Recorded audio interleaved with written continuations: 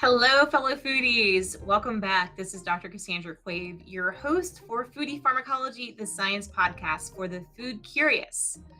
This week on the show, we're going to talk about the incredible edible and medicinal potential of mushrooms. And I have two really special guests on the show today. I have Jeff Chilton and Bill Chioffi on the line. Let me tell you a little bit about their backgrounds. So, Jeff studied ethnomycology, and we're going to ask more about what that means in a bit, at the University of Washington in the late 60s. And in 1973, he began a 10-year career as a large scale commercial mushroom grower. Jeff is the co author of The Mushroom Cultivator, which was published in 1983. And in 1989, he established Namex, the first company to supply medicinal mushroom extracts to the nutritional supplement industry. In 1997, he organized the first organic certification workshop for mushroom production in China. Jeff is a founding member of the World Society for Mushroom Biology and Mushroom Products, and also a member of the International Society for Mushroom Science. Namex extracts are used by many supplement and food companies and are noted for their high quality based on both scientific analysis of the active compounds. Our second guest is Bill, and Bill is actually the Chief Strategy and Innovation Officer for Namex. And he has 30 years of experience in the production and sale of botanical medicines within the natural products, retail, manufacturing, and food and beverage sectors. Bill also serves on a number of nonprofit boards, including the United Plant Savers, the Sustainable Herbs Program, the Appalachian Forest Farmers, and is also representative of Namex to the American Herbal Products Association. So thank you both so much for coming on the show. I'm really excited to learn more about mushrooms. As you know, I'm more of a botanist, so this is a great territory for me to learn more about their incredible potential. Thanks very much, Cassandra, for having us on. Yeah. So why don't we start with just the basics? So what is a mushroom and what does the field of mycology kind of encompass? Well, the study of mycology is um, pretty deep because fungi is a huge area of interest, and there's so much in it. And when we talk about mushrooms is just a small slice of that.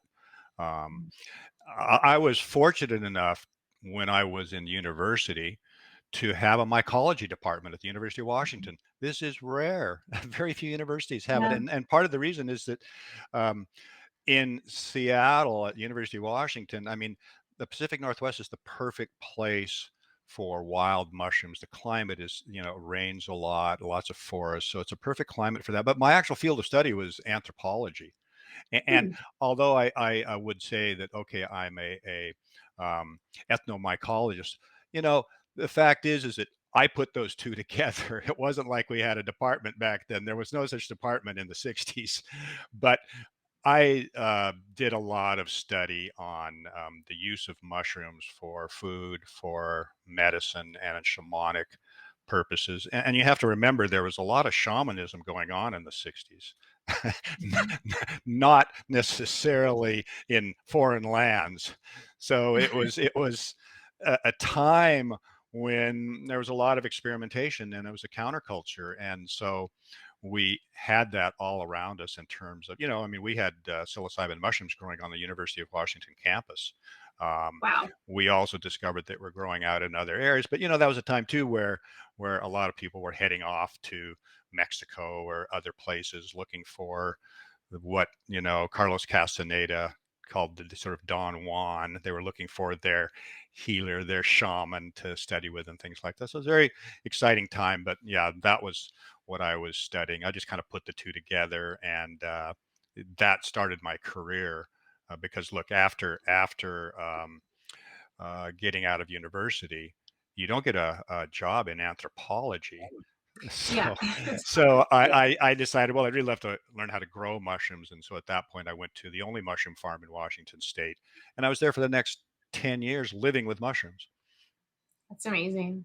So I love this. So we have ethnobotany, which is the scientific study of the relationships that people have with plants, and we also have ethnomycology, the Yeah, I scientific know. study of how people Yeah, relate with mushrooms. And I mean, it yeah, makes sense. They're two different kingdoms. They do deserve, their own names. Absolutely. yeah, yeah. It's really interesting. And at that point in time, believe it or not, it was a New York banker named Gordon Wasson that, through reports from botanists like Richard Evans Schultes at Harvard Mhm. and others, actually went to Mexico and rediscovered, so to speak, the use of psilocybin mushrooms in their and shamanic. In a way, it was more their healing.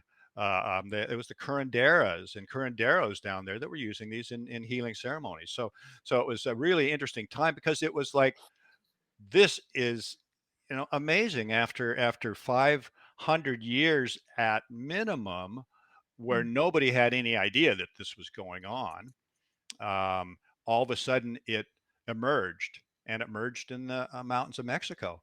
And he went down there for the next 5 or 6 summers during the rainy season with a French mycologist, and they gathered and studied all of these different psilocybe mushrooms down there. And as well, they took a visionary trip with a shamanist there, and a couple of them actually, and then they reported it out in a magazine called Life Magazine.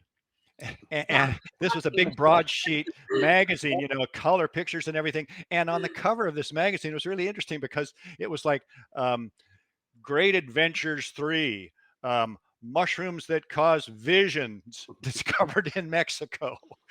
And can you imagine a newspaper coming out and saying something like that today? That you're like, oh, poisonous mushrooms found that Yeah. create havoc in people's minds or something. Whereas, but this was like, man, isn't this interesting? So, I mean, this is incredible. We have this release of an article in Life magazine that brings a lot of attention to mushrooms. And today, I think that attention around psilocybin mushrooms is growing and growing.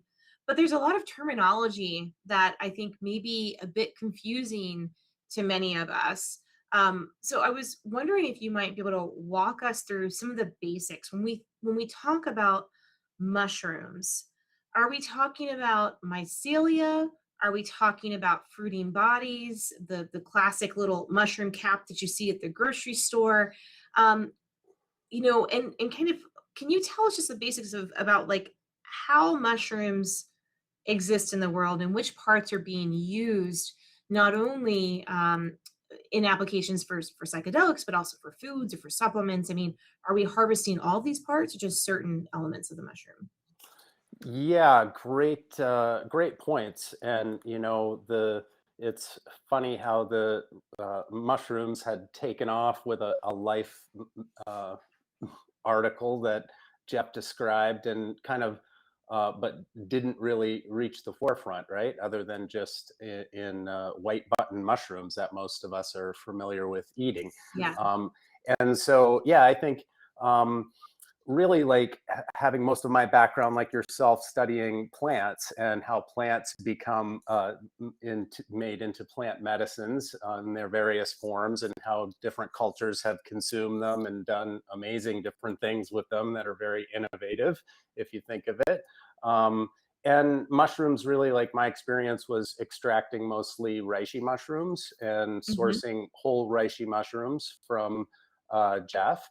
And so, yeah, I think now in the marketplace. So, like, when I first started working with Namex, it was as a client, sourcing products, and it was from Jeff, who was one of the only people who had organic reishi, whole reishi mushrooms that he was growing.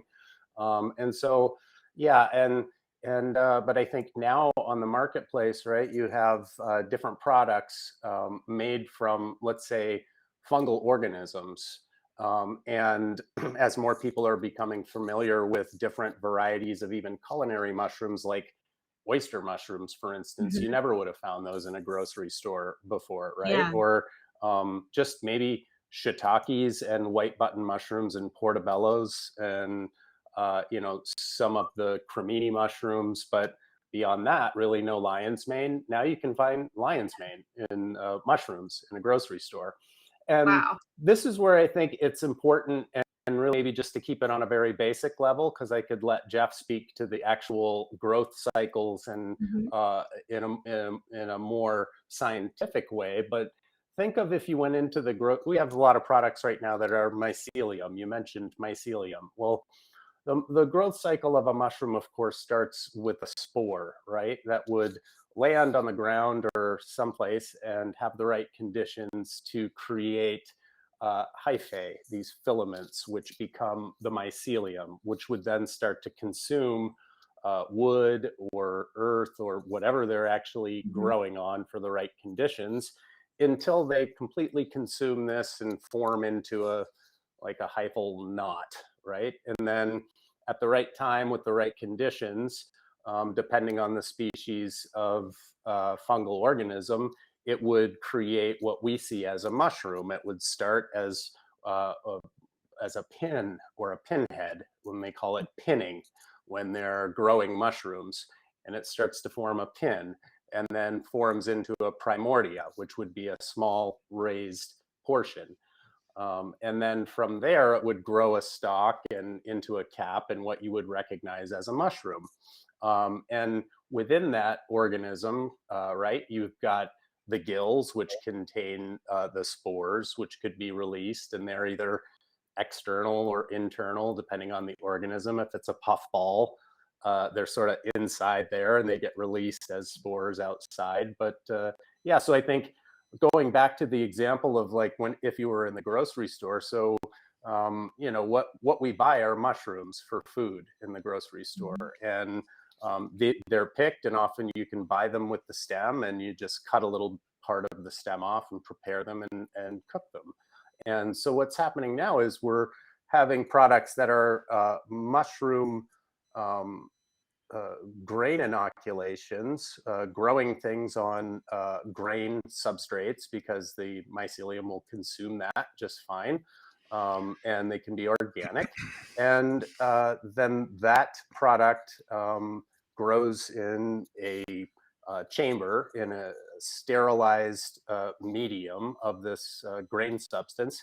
And it will do exactly what we described before. It will create the hyphae and it will start to consume the grain. And then, but before this pinning and happens to create an actual the start of a mushroom, that process will be stopped, and then the grain will be dried down and turned into a supplement. So it does contain mycelium.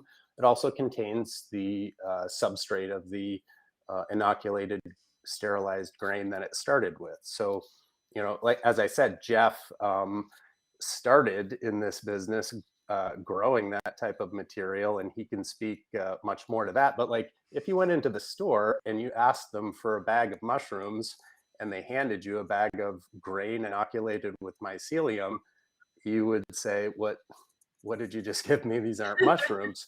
But what we see happening is either on label or on package, they're referred to as a mushroom when, as you can see, a mushroom is a part of a fungal organism, the same way the mycelium is a Yeah. part of that organism. It's the vegetative body of the mushroom, right? And then the Mhm. reproductive part of the mushroom is the fruiting body. Well, let me just get in here for a second because you Sure, know what, jump right in, Jeff.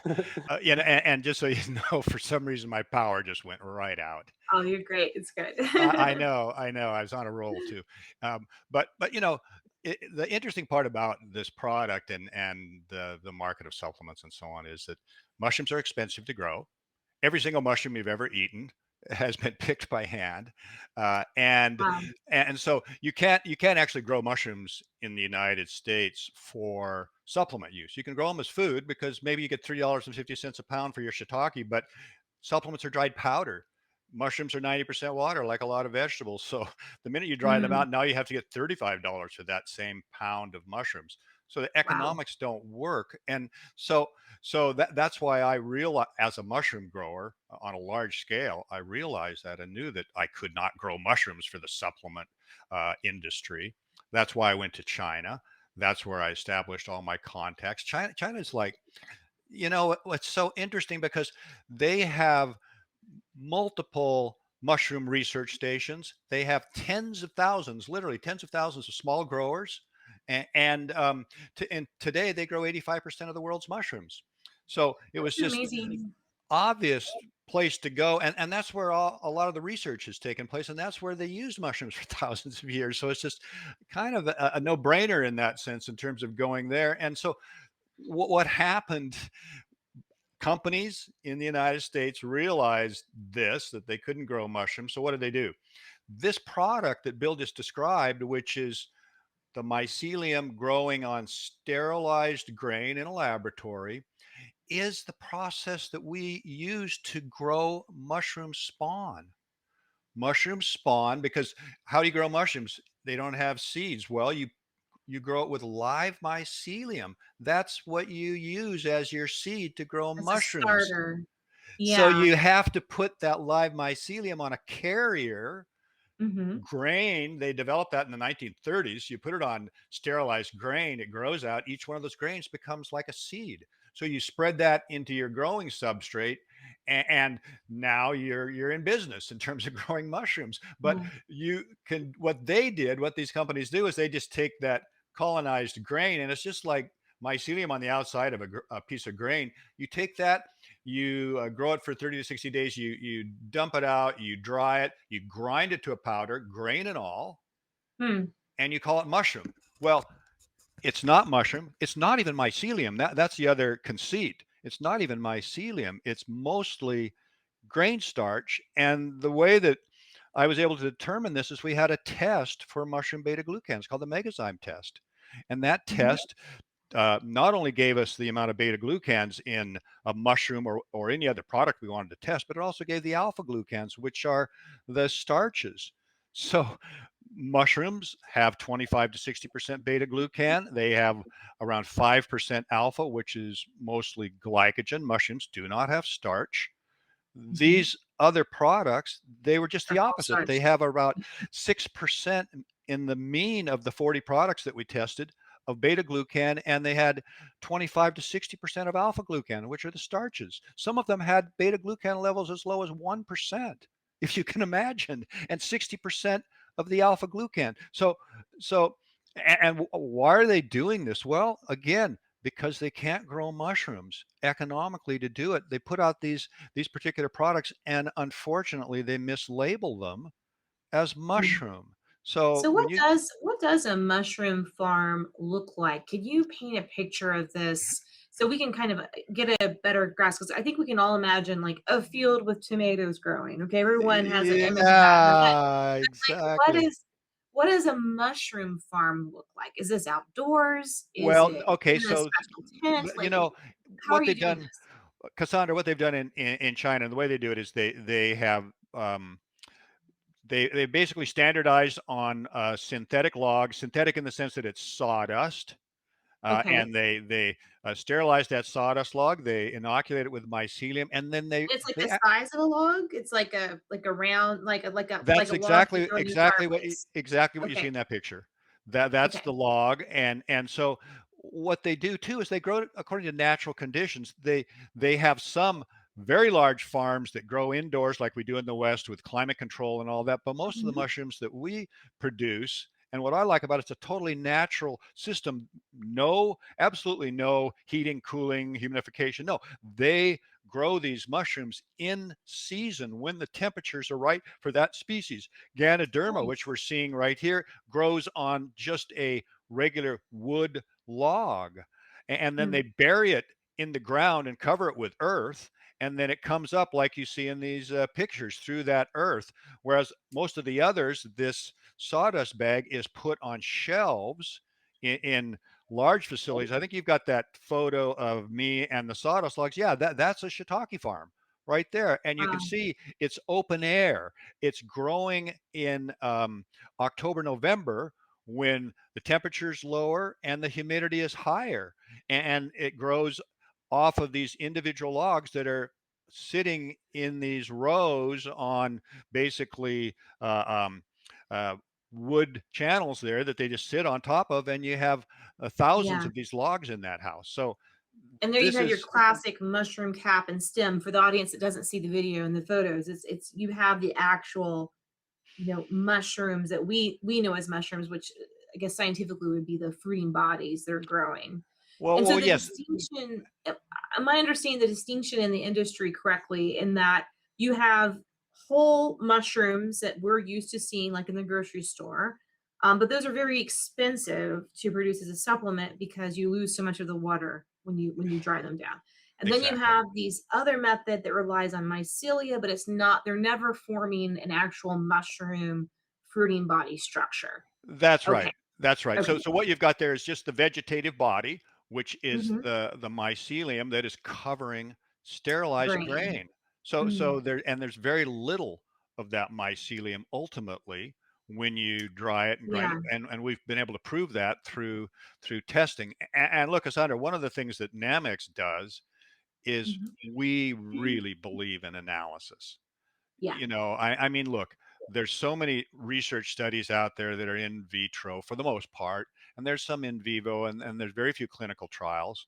But if I want to guarantee to you that what I have is a genuine mushroom product, we do analysis, and we have compounds that we are analyzing for, like beta glucans, Mhm. ergosterol, which is the fungal sterol.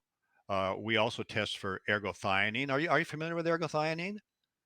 Not really. What can you share with us about it? Well, ergothioneine is a interesting amino acid that they've done a lot of research on. That's in our bodies in various areas of high oxidative stress. Mhm. They don't really know why it's there. They haven't figured out exactly what it's doing, but it is there. We don't produce it. We can only get it from external sources. And interestingly enough, mushrooms are one of the best sources to get it. Some of the researchers that are doing the work consider it to be a possible vitamin. So, Hmm.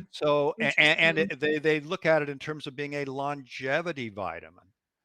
And so it's it's something that I think we'll be hearing more about in the future because the research has become very deep on it. And one of the best ways that you can get it is eating mushrooms, which I highly Mhm. recommend to everybody. Put mushrooms into your diet. Cassandra, mushrooms are the forgotten food. They are, Yeah. I consider them the missing dietary link. We need mushrooms in our diet before you supplement. Eat mushrooms. I mean, have you ever eaten shiitake mushrooms? Oh my gosh, yes, yes. I've had a chance to even go out foraging with mushroom foragers before, in the Welsh countryside, and Oh, it's amazing. I don't know enough about mushroom ID to be able to do it on my own still. But I'm always in awe of those that forage and do know how to identify them and are able to make amazing meals out of them. Yeah. Well, it's just a wonderful food. And when I started growing mushrooms at the mushroom farm in 1973, classical nutritionists said they have no food value. It's like, what? Well, No, and they have lots of value and they flavor. re- the reason they said that, they just said, "Oh, it's a flavorful food, but no food value." The reason was because it was low in calories. That's the 1970s. Low in calories, no food value. Yeah, Well, no, it has wonderful food value. It's got a 20 to 40% protein, 40 to 70% carbohydrate, low in fat, potassium, phosphorus. The carbohydrates that it have are non-starch carbohydrates, mannitol, trehalose, carbohydrates that are slow acting carbohydrates. Mannitol is very difficult for us to digest, and mushrooms are very high in fiber. So they're feeding our microbiome as well. So it's an amazing food. People need to eat mushrooms regularly, like 2 or 3 times a week at least. I mean, I eat them probably 5 nights a week. it's amazing. I wish I could convince my kids to do that. They're not always happy when I had them. I think it's maybe the texture. Or I may be also cooking them incorrectly. You I are Um, may cooking I them may yes. say that if you incorrectly. dice if you dice them up real small, our trick at Well, home is to dice up the shiitakes real small in the stir fry, and then well, you the end up other Right. thing, look, you have to cook mushrooms on a high heat because if you don't, what happens is all the water comes right out of them. and now they're sitting Okay. in like if you're frying a pan of them, right? Now they're sitting in a puddle of water, and you're wondering why your kids are saying, "I hate these soggy, slimy things." That's a good point. So I need to brush up my cooking skills on Yeah, these. high Yeah, for heat, sure. high heat. I will even like, slice them reasonably thick, like quarter of an inch, high heat. I'll even flip them over by hand if I have to kind of. I like to brown up the sides of them. I mean, it's not always Mhm. easy because my pan of mushrooms is kind of like that. It's not just flat with on the surface, Yeah. but and then cook them long enough so that you kind of brown them up, but low heat. Stay away from it. The water comes right out of it. And look, they will shrink. You put them in the pan, they will shrink. So put in more than you think, and because they'll shrink up on you. Yeah. Well, now, in North America, we're entering into fall. And I was wondering if you had any advice for those that want to consume more mushrooms or maybe even grow their own mushrooms at home. Do you think that's an accessible thing for folks to try? I mean, with these types of logs, these artificial logs, is it easy to grow mushrooms at home? Or should we Well, stick with the going to the store? Well, look, depending on where you happen to live, if you live in an area where here you have access to wood logs, where maybe like here we have alder trees. Alder Hmm. we considered a weed. So if you have alder trees, you could take those down, and you could purchase some spawn, which is Hmm. fairly cheap, $25 for a big bag with a bunch of plugs. You just drill Wow. holes in those logs in a certain pattern. You fill it up with that spawn, and then you let it incubate for 12 to 18 months. And after that period, if it all goes right, keep it out of the sunlight, direct sunlight. It'll just Hmm. dry out the logs, and you won't get anything. But after 18 months, you soak it, and then if it's all everything goes right, you'll see shiitake mushrooms on that. Wow. But I mean, there's many companies selling kits. Those will be the most expensive mushrooms you've ever bought, but it's fun. That's that's It's fun, and whatever you do, be sure you put it in a little humidity tent or something. You put it out on your drain board thinking, okay, I'll just watch it there. They start to form, and then they go, oh my God, this is too dry. I'm not growing any further. not coming out. Well, I want to learn more about the ways that mushrooms are processed to become supplements. So we've talked a bit about lion's mane. We've talked about reishi. I mean, these are two mushrooms in particular that are becoming more and more, I think, um, a point of interest for people that are interested in health foods. Um, so going back to this question of the mycelia grown mushrooms on grains, do those grains also include gluten? Is that another risk Well, people should well, be let worried me about? let me say a couple things. First of all, you said these mushrooms that are grown on grain. There's no mushrooms They're involved. mycelia. Mycelia, Yes, sorry. and Good that good and point. it's very confusing, and the people selling these products try to confuse you because they're calling their Yeah. product mushroom. So um, the fact is that mushrooms, when you grow mushrooms, actually grow mushrooms, grains are never used, never ever Okay. used unless you're growing in your closet, sterilized grain, and you're growing Psilocybe cubensis. Okay, then grains are fine. they're Just a they're little an philosophy in easy. the closet. I mean, Yeah, exactly. That little mushroom garden in the closet. Ooh, high value mushrooms. high value. Yes. So that is the only time grain is ever used to grow as mushroom, because it's simple and you can do it Mm, on a small scale. But if you're growing on any kind of scale, you have to do real substrate materials, whether it's a compost or sawdust or wood logs or something like that. You have to go that route. And so growing mycelium, in China they grow hundreds of tons of pure mycelium in liquid culture, in fermentation technology. I mean, okay. hundreds of tons of this material. Great. But this is pure mycelium. It's been growing in sterile culture. When they basically take it out and filter away the liquid, they have mycelium. They don't have grain or any other substrate that comes with it. It's kind of like, think about it. Oh yeah, I'm gonna pull up this plant and sell you this plant, but I'm gonna sell you the dirt with it. It's like, well, hold on a second, and some companies say, oh gee, that rice that we're growing on, oh, it's also active because this mycelium is secreting certain compounds into it. Look, if it is, show me the evidence. I mean, and don't show me a in vitro trial. Show me the analysis of what you've got there. Show me that it's not starch. Show me that these chemicals that you say that are there are actually there. Some of these companies actually talk about enzymes. Oh, it's got enzymes in it. Enzymes? You sterilize this grain, you grew it on there, and now you dry it out and you say that there's enzymes there that are supposed to help us, and we're taking 1 gram of grain starch and you say there's enzymes for us. Get Yeah. serious. I mean, when you start to break down all of the different claims they make for those products, they just don't hold up. And the only reason that these claims are still out there is because they have celebrities selling it. Yeah.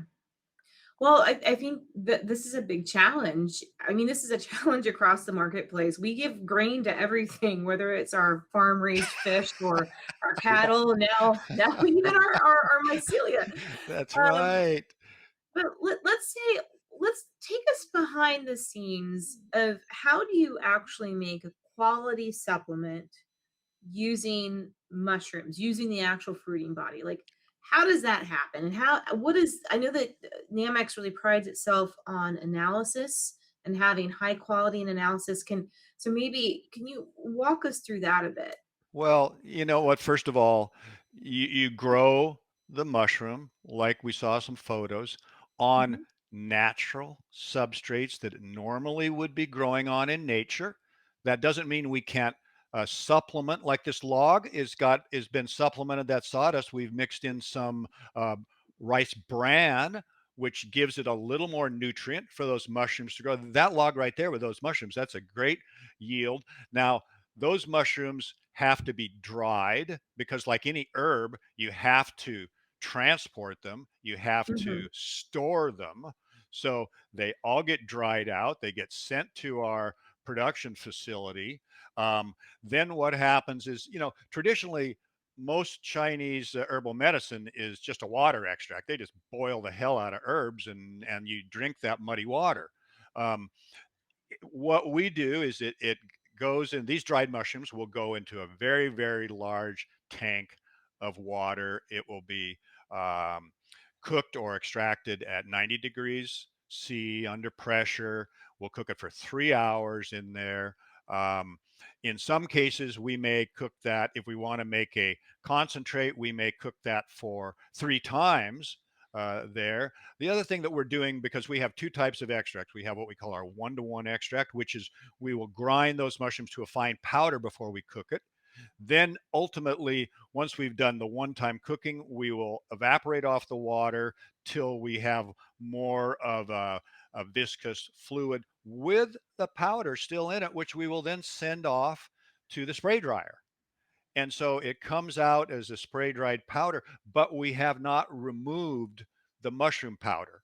So Wow, so what the we're mushroom powder, the doing, fiber is all still there. the Okay. fiber is also there. So that particular product category, which we call a 1-to-1 extract, there's nothing that is removed from that. Absolutely nothing. We've still got the fiber there, but we've also processed it to a point where we believe it helps to break down the cell walls and become a little more bioavailable. Now, And so this if is boiled in water. So there are a lot of like herbal supplements where you have an extract and an organic solvent like ethanol, for example, that can be dried down. But in this case, you're doing a almost like a tea, heavily boiled, processed tea that's then spray dried down, but it that's right, contains still the mushroom parts are still there. Okay. that's right. And now, if we want to create a more concentrated extract, well, you can't put 8 kilos into 1 kilo of final powder, right? Mhm. So those particular extracts, we will um, process them in hot water maybe twice if necessary. With certain of our species, we will need to have an alcohol step, like with the Ganoderma, we'll have an alcohol Mhm. step with the reishi. We'll do the same with chaga. We'll have an alcohol step. Not every species needs an alcohol step because the compounds in them will readily come out with water, but some Yeah. that won't. Reishi triterpenoids, you can get most of them with water, but some of them you're going to need alcohol to get the final amount of those. So the And just alcohol so the might be audience knows too, the alcohol that you're using to pull out those bioactive triterpenoids, these molecules that have pharmacological properties, that alcohol doesn't remain in your final supplement. It's not an alcoholic product. That alcohol is evaporated off, correct? correct. Yeah. Absolutely correct. Yeah. And Yeah. you know what? We have to do tests for that. We do tests for residual Mhm. alcohols just to Yeah. show that. But then what happens is then now that fluid, which again we've concentrated down, um, now when we send it to the spray dryer, we are filtering out all of the fiber from the mushroom materials Mhm. that we're using for that. It'll go to the spray dryer, come out below, and it's designed to be an 8-to-1 or a 4-to-1, and that will be the fine. But in both cases, what we have is a very fine spray dried powder. And with extracts, I mean, and botanical extracts, I mean, that's one of the ways that you can preserve these herbs much Mhm. longer. I mean, an herb sitting around, dry, even dried, Yeah. it's going to over time lose its value and its potency. Not only that, like with mushrooms, you might even get moths in there that start to chew it up. Yeah. And they are moths love mushrooms. Oh my God, they they are they eat up mushrooms like they'll eat up my wool carpets that I bought in Mexico. That's right. Well, well, I wonder, Bill, I know you do a lot more on the analytical chemistry side. A lot of our audience are also phytochemists, pharmacologists that I'm sure are interested in understanding, these steps. So you're making these refined extracts. And again, it sounds like the process differs based on the species as is appropriate to get the right chemistry out. What sorts of tests do you do for quality control, but also maybe for do you look for composition of certain compounds, or what are the types of tests that you do? Yeah, so I mean, all of the standard, of course, quality checks that would be done for heavy metals and Hmm. microbiological activity, yeast, mold, pathogens, and also testing for the presence of pesticides. Okay. So since we are an organic product, it would be assumed that there isn't, but it's still a test that gets performed. And so it's interesting as an ingredient manufacturer, right? Making these mushroom extracts, what's most important is those markers as a quality control parameter. And Hmm. so when Jeff was referring to beta glucan content, starting with vouchered specimens of mushrooms at the beginning of the process, which would have a level of beta glucan indicated in the mushroom, as a manufacturer of the ingredient, we're looking for ways to get better yields, right, of the active or major active components, and keep the product as close as we can to what we consume as a food, right? So the processes that Jeff was talking about, like in terms of the analytical chemistry, of course, the megazyme test, which does allow you to test for the presence of beta and alpha glucans in both fungal products and yeast. That is one of the major tests. But then, as Jeff mentioned earlier, ergosterol and ergothioneine used as Hmm. well. And then uh, by different species, the secondary metabolites may be tested. In lion's mane, you have the hericenones. In cordyceps, you have cordycepin, which is a nucleoside from that. And so it's interesting that Jeff mentioned earlier in vitro research. Prior to joining Namex, I had a job in a lab that really did a lot of in vitro research, and I do think it's a wonderful starting point, and it's really our starting point for sort of drug development or even botanical drug development. And yet, what happens is the in vitro research gets translated into marketing materials for companies talking about activity of these mushrooms when we don't actually have human clinical data that supports the in vitro data all the time. So Mm. in the best cases, we do, but so we're we're using these compounds in our manufacturing process as just that, as qualitative markers for extraction and for the possible growing. Um, Optimizing the extraction is really important to us because it's an expensive process, and we want to maximize the amount of medicine that could be delivered. So yeah, it's been amazing to see the data that Namex has compiled on mushrooms, literally thousands of data points from years of doing this research. So, and that drives any quality system within. And think of it, even for a traditional herbalist that doesn't have the analytical equipment, they actually do have thousands of data points, whether it's in their notebooks or in their minds, of where they went to get the material Yeah. every time, how they collected it, how they processed it, how they might have processed it different in a different year because of a different way that the weather was or the plant material ended up. So I think when you're producing over 80 tons, I think that's kind of what Jeff has said. Last year it was about 80 tons, which is 80,000 kilograms of material, right? That's, Jeff, in terms of fresh mushrooms, that would be, well, we have, like he said, concentrates and one-to-ones, but Jeff, that's over 800,000 kilos of fresh It's amazing. Yeah, the amount of mushrooms. the amount of fresh mushrooms is astounding when you think of it. Even just the fact of 80 tons of dried extracts, which is we produced last year, and we'll be producing even more this year. So, Cassandra, every batch that we make is 1,000 kilos. Wow. And we can't afford to have something go wrong and be out of spec when you're doing 1,000 kilos at a time. Yeah. So it's very, very important to us to have not only the quality assurance set up in China itself before anything leaves, and then we duplicate it and go further over here, because over here then we'll get out and we'll test all these other compounds. And speaking about ergosterol, that is something that grain producers actually will test for, to look for fungal contamination of stored grain, Uh-huh. because they're worried about aflatoxins. Yeah. So ergosterol is such a great marker for us, because if your product has no ergosterol, you probably do not have any Mushroom. fungal material in there, right? Yeah. Or if it's really low, and that's sort of one of the ways that we've been able to discern with these myceliated grain products, is the level of ergosterol is super low.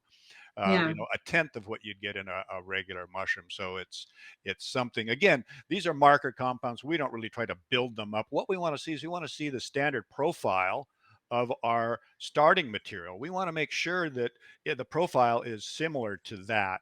And it usually is with our one-to-ones. It's very similar, as you It's can great. imagine. It is a little bit different when it comes to the concentrates. For one, we're removing the fiber, and because of all the fiber in mushrooms, the beta glucans are in the cell walls. So although we're getting a lot of those out, they still can be in that fiber. So when we remove the fiber, actually the beta glucan content of our concentrates will go down from the one-to-ones.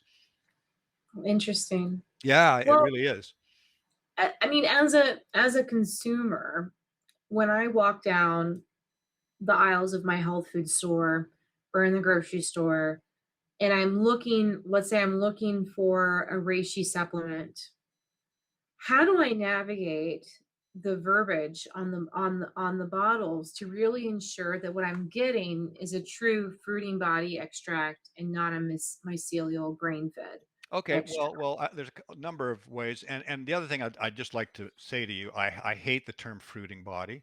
It's a great Okay. mycological term, but what is a fruiting body? Like Bill was saying earlier, you walk into a store, where can I get the fruiting bodies? It's I- the I- it's the mushroom cap. Yeah. It's like I well, always it's try the and put myself it's in this. synonymous with a mushroom. The mushroom Yeah. is a fruiting body. Mycelium is the vegetative body. No one says vegetative body. They say mycelium. Well, why does it say fruiting body? It's actually a way to kind of muddy the waters. Uh, Yeah. um, Okay. but the way you discern this is if it says made in the USA, okay, there's number one red flag.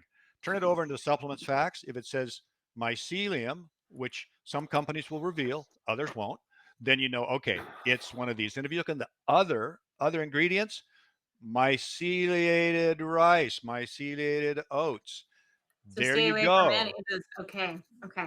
So that's the way. But here's the real issue is that um, these manufacturers of these products, they may have their own retail line that states this, but when they sell the raw materials to others, the other companies think they're buying mushrooms.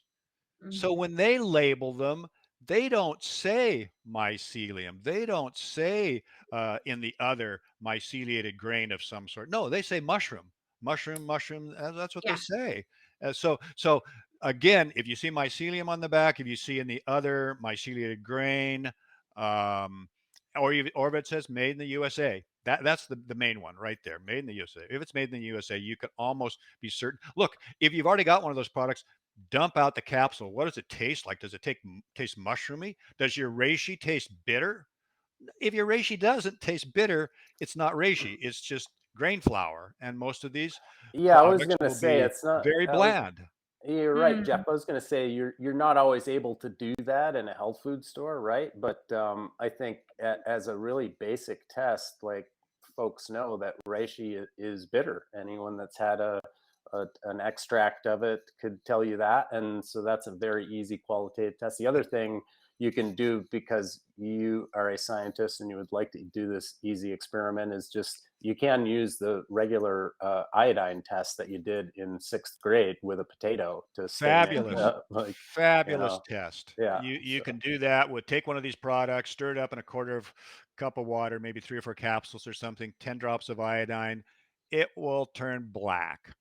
And this is like the iodine that we may have in a medicine cabinet, Yep, right? yep, yep, Yeah, yep. just yeah iodine same thing. added. Okay. And so if it turns black, that's a signifier that it's rich in starch that Correct. should not be there if it's an actual mushroom product. Correct. It's hard to Okay. Absolutely. tell on some, like if you have a darker extract, obviously Mm. it's a That's it's right. a what Yeah. we call a colorimetric test, right? So Yes, it's Yeah. indeed. It's a Colorimetric colorimetric test. test. Well, I mean, I wish that there were better legislation, let's say, for labeling of product identification. I mean, the same is true often for botanical ingredients. you I wish know we had authenticated voucher specimens for every single, it's true, supplement ingredient that's sold. It's like we need more clarification into what we're spending our hard-earned money on, and also what we're putting into our bodies. yeah, Yeah. there is a provision that FDA has for these types of products in foods. Mm. So, you can go to the provisions and see that it's so, for instance, if you have a myceliated grain product, you can't put it in a soup and call it mushroom soup. And that's the actual Mm. example they use Okay. the in the And the wording of compliance this document. So they have a compliance compliance document. Yeah. document, and that's from 1976, Cassandra. And the other thing Mm. that's interesting is the EU does not allow products in that are mycelium on grain because they Hungry. consider that a novel food. And the way I like to describe them is it's just like tempeh. Tempeh is fungal mycelium grown on soybeans. People don't know Yeah. that they're eating mycelium when they're eating tempeh, but that's what you're eating. So I'm so thinking like that koji too. I mean, this idea of growing obviously mycelia on grains is an important part of certain cuisines, and that's an integral part of certain cuisines. But the difference here is, yeah, you shouldn't advertise something as a mushroom when no, it's no, not. absolutely not. And that's really the Yeah, issue, mislabeling. yeah, And what I also would call, because of the mislabeling, I would call it adulteration. yeah, yeah. That's Yeah, great. Well, you've well, given us and a lot to think about. I mean, this has been really amazing. We're just at the very end of our time that we have today. And because I know you both love mushrooms so much, and I need some cooking advice, and maybe some of our audience does as well. What can you each give me a short and simple recipe? What's a short and simple recipe that we can all try at home to enjoy our mushrooms maybe in a new way? Well, again, for me, I love to fry my mushrooms. A lot of people aren't into frying. I love to fry them, Mhm. and even if you do it in a wok, I like to make stir fries. So Mm. I'll throw in my ingredients one at a time, fry them up, take them out, put the next one in, and then combine them at the end. So again, hot pan, whatever your oil of choice. If you're into oils, I am, but Mhm. and most stir fries are into oils. But I love them in a stir fry. But you can put them in eggs. So either one of those. I mean, they're so versatile. That's the cool thing about That's great. mushrooms. You can do anything with them. You can combine them with so many different dishes. Yeah, I was gonna say I've been enjoying using mushrooms in place of or with a little coffee. So, Mm. I have the ability to use our mushroom extracts, but you could take shiitake mushrooms that you either bought at the store or dried or whatever, and powder those up as well as you can in your Cuisinart, and that would also make a really nice vinaigrette. So like if you use some of the Oh, powdered shiitake that you cooked a little bit first and then powder it up and mix it into some vinaigrette, and then you've got this really wonderful like shiitake vinaigrette that it's loaded with medicinal properties too. So that's my little trick. that's Jeff That's took a amazing. my that's I stir fry. I like to stir fry my but mushrooms up that's a with other wonderful vegetables. So that's a yeah. wonderful idea, Bill. And you know what? There was a company in the '90s that we sold to called Annie's, and they put out a shiitake vinaigrette. It was That's delicious. great. It's a good way to hide the mushrooms from the kids, I'm thinking too, in the blender. So Yeah, yeah. Well, that's the other thing. I will chop them up, and I'll chop up some onions, and then I'll take some ground round and I'll mix it all together really yeah, good. So I yeah, don't eat a hamburger without doing that. I'll always have mushrooms and onions in there. that's great. Wow, lots to think about. Thank you both so much for coming on the show. This has been great. Thank you, Cassandra. It's been wonderful talking to you. Thanks. Thanks a lot. You've been listening to Foodie Pharmacology, the science podcast for the food curious. I want to send a big shout out of thanks to our producers, to Rob Cohen and Christine Roth at Co-Conspiracy Entertainment, and also a request. I need a coffee. You can buy me a coffee at buymeacoffee.com/foodiepharma. And that helps us to keep the show going, to pay the bills, so we can keep bringing this out to you every week, now in our 4th season and hoping to go into our 5th next year. So again, that's at buymeacoffee.com/foodiepharma. Thanks so much for listening. Stay healthy out there, and I'll see you next time.